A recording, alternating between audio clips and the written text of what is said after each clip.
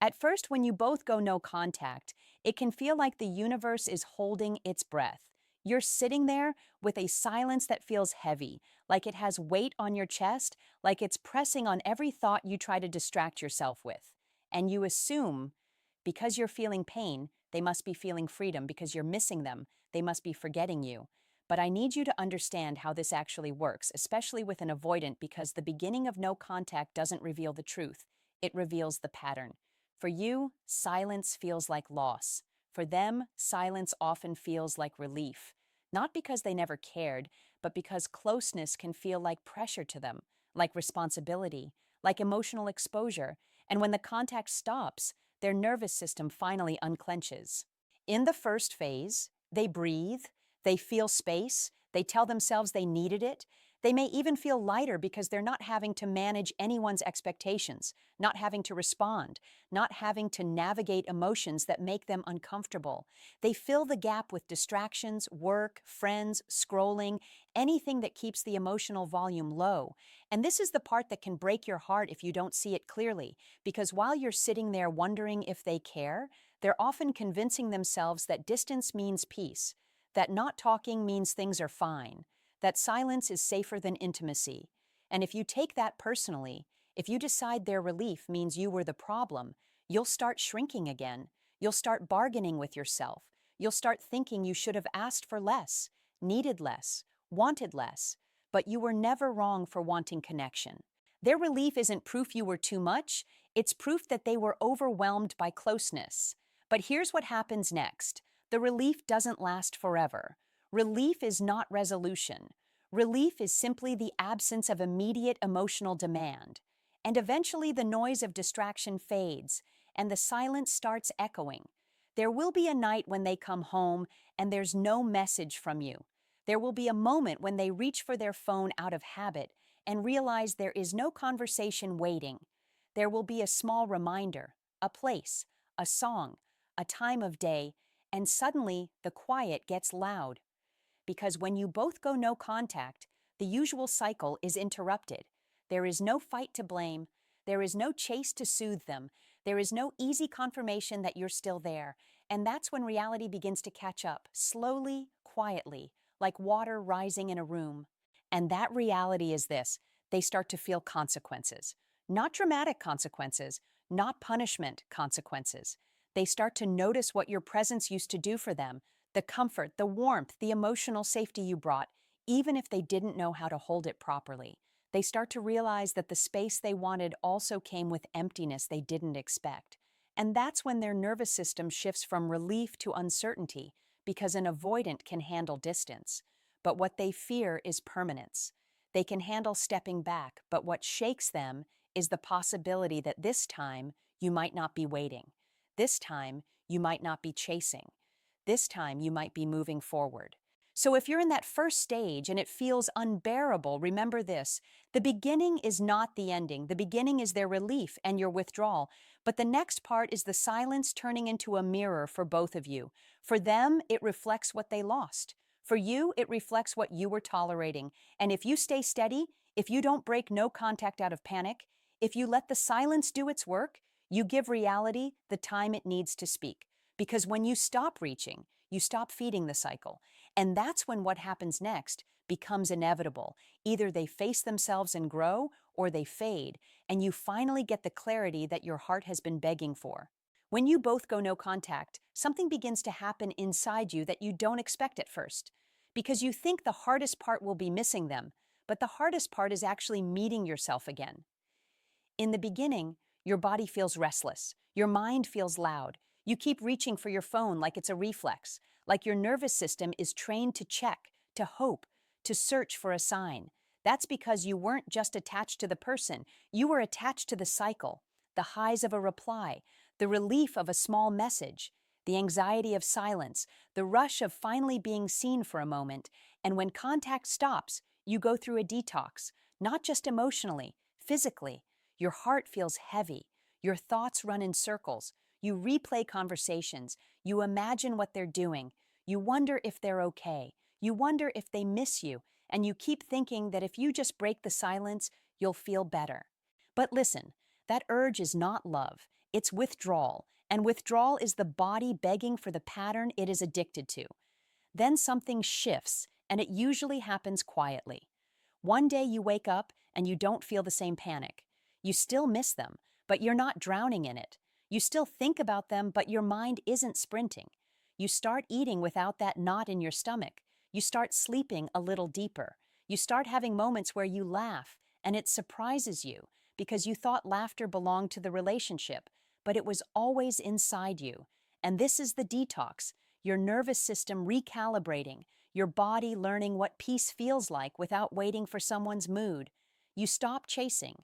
You stop checking. You stop trying to decode every silence as a message. You begin to remember your own rhythm. And when you remember your rhythm, you remember your worth. Because self-respect doesn't arrive as a speech you give yourself. It arrives as a decision you live over and over.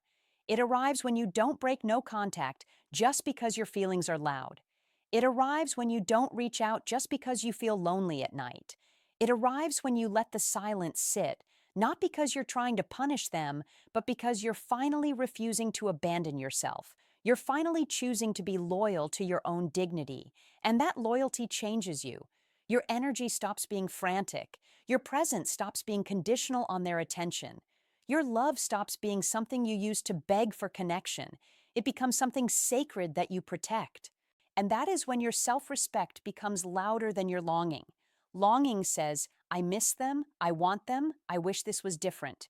Self-respect says, I miss them, and I still refuse to be treated lightly.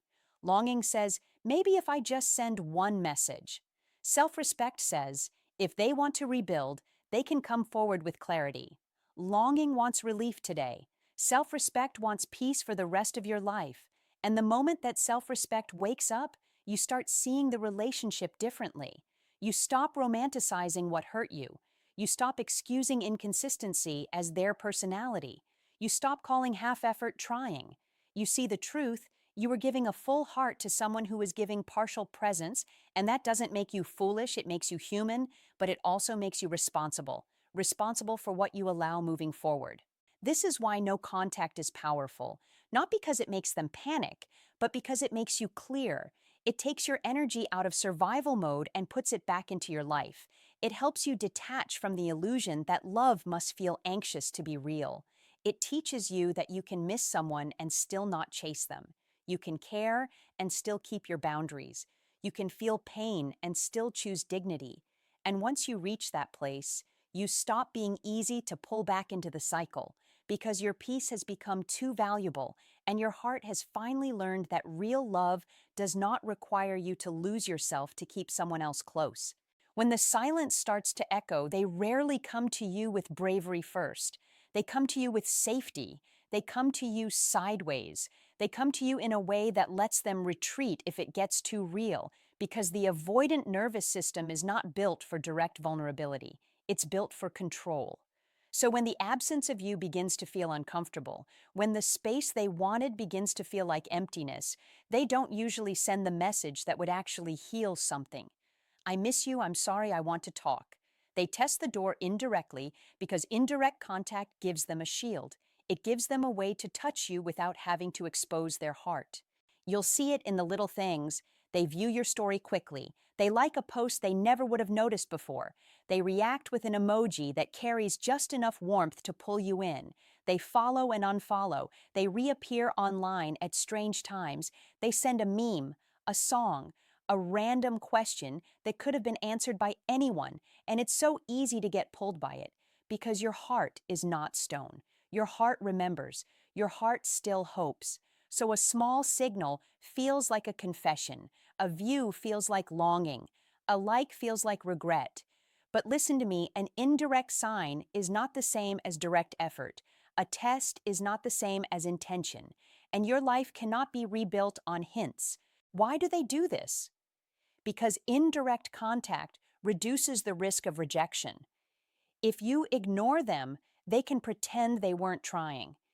If you respond, they get the comfort of your attention without having to be accountable. And the most dangerous part is how it makes you feel. It makes you feel chosen again. It makes you feel like the connection is alive.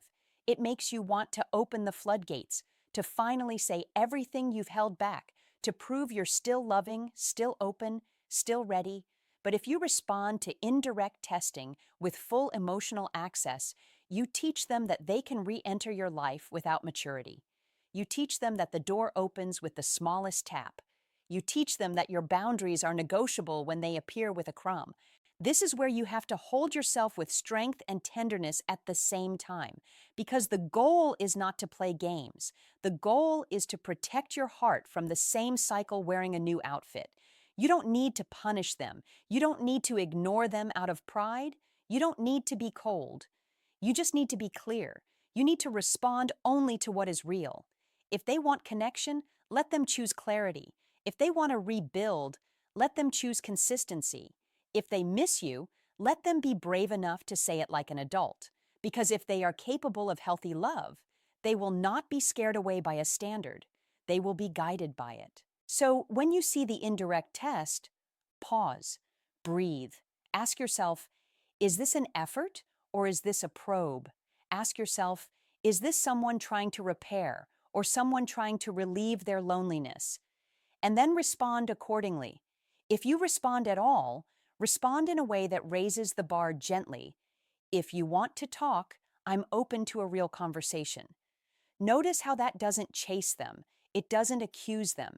It doesn't beg. It simply offers the adult doorway. And then you watch. Do they step into it or do they disappear? Because their reaction tells you everything about what they truly wanted. And I want you to understand the emotional power in this. When you don't bite the breadcrumb, when you don't chase the hint, you stop feeding the cycle that trained them to avoid and trained you to pursue. You stop giving them comfort without accountability. You stop letting your heart be a place they visit when they're lonely. You become someone who is available for something real, not something vague. And that shift, that calm self-respect, is what makes an avoidant feel the weight of you.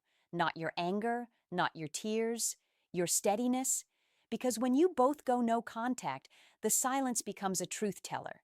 It reveals whether they can show up with courage or only with crumbs. And it reveals whether you can hold your standard even when you miss them.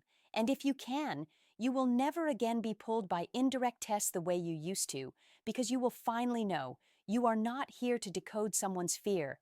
You are here to be met with love that is clear, consistent, and brave. If they return after mutual no contact, it will usually come in one of two forms, real effort or breadcrumbs.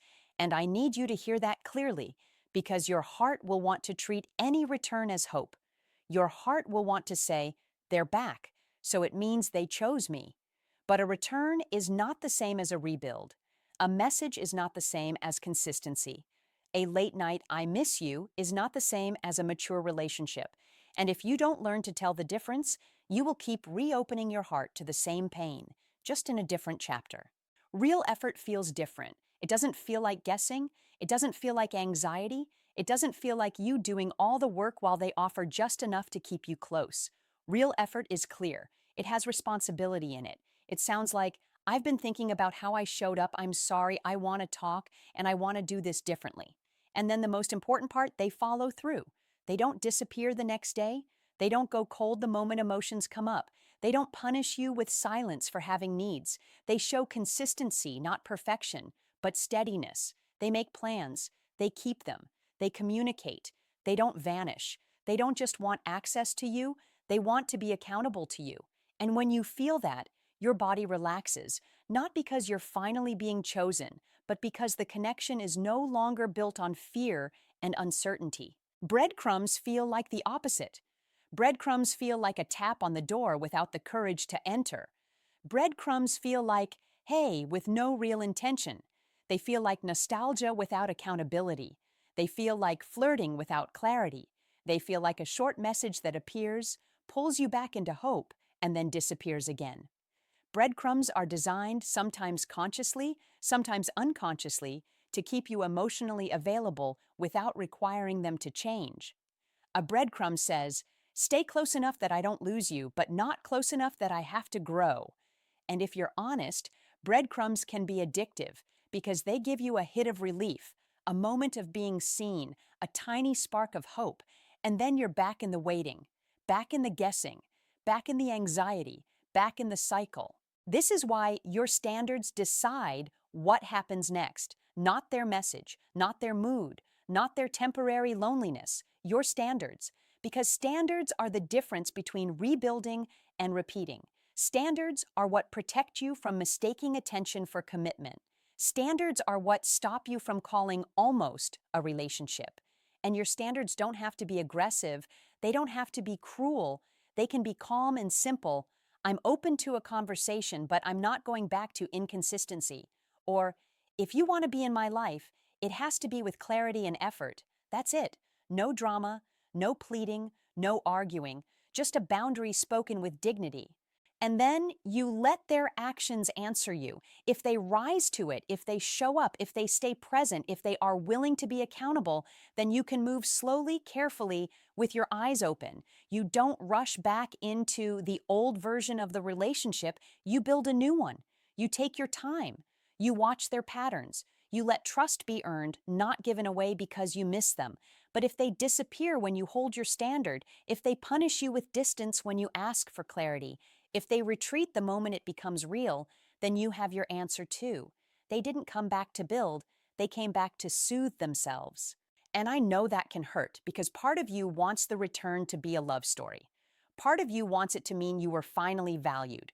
But your worth was never up for debate. The question is not whether you are lovable, you are. The question is whether they are capable of loving you in the way you deserve.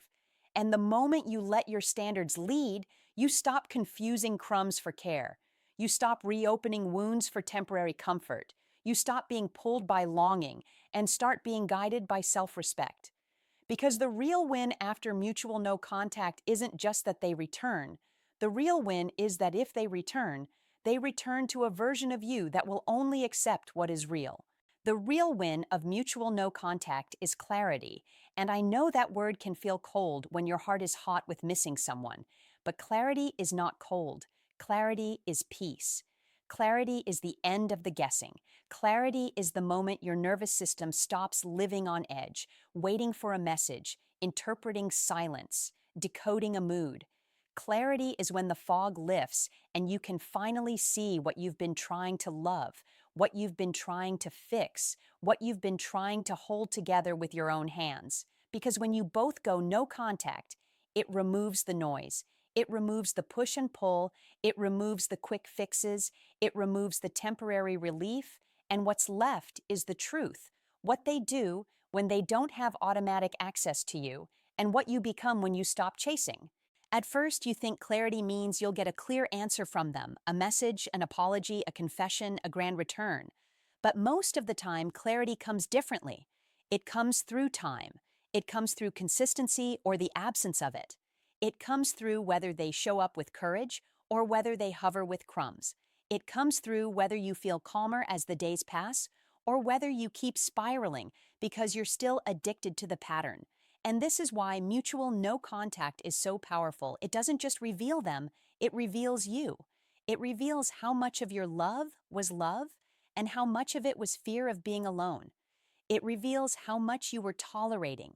It reveals how often you were shrinking yourself to keep the connection alive. And here is the part that is deeply emotional, because clarity will ask you to grieve. It will ask you to let go of the version of them you kept hoping for. It will ask you to release the fantasy that if you just loved harder, they would become consistent. It will ask you to accept that someone can care about you and still not be capable of showing up for you. And that acceptance hurts, not because you're weak, but because you are human, because you attached your heart to potential, to what could have been, to what you deserved but didn't receive. But grief is not failure. Grief is healing. Grief is your heart finally stopping the fight to make something work that keeps breaking you. Mutual no contact gives you the space to ask the most important question of all. Not, do they miss me? But, is this relationship good for me? Not, will they come back? But, do I feel respected, safe, and steady when they are here? Not, what did I do wrong? But, what have I been accepting that I will not accept again? And when you ask those questions honestly, you start rebuilding your life from the inside out. You start choosing peace over obsession. You start choosing self-respect over temporary comfort. You start choosing the kind of love that doesn't require you to lose yourself. Because the truth is, if you rebuild, it has to be with maturity. It has to be with behavior, not promises. It has to be with consistency, not chemistry. It has to be with accountability, not excuses. You don't go back to the old version of the relationship. You create a new one with standards. And if they can't meet those standards, then the other side of clarity is this: you move on with peace, not bitterness, not revenge. Peace. Peace that comes from knowing you stopped begging for basics. Peace that comes from knowing you didn't abandon yourself to keep someone close. Peace that comes from knowing that even if your heart hurt, your dignity stayed intact. So when you both go no contact, don't treat it like a pause where you sit and wait for them to choose you. Treat it like a turning point where you choose you. Let the silence teach you. Let it show you what's real. Let it reveal what you want, what you need, what you will no longer tolerate. Because clarity is the greatest gift, and once you have it, you cannot unsee it. You either rebuild with truth or you walk away with peace, and either way, you stop living in confusion. Either way, you step out of the cycle. Either way, you finally come home to yourself.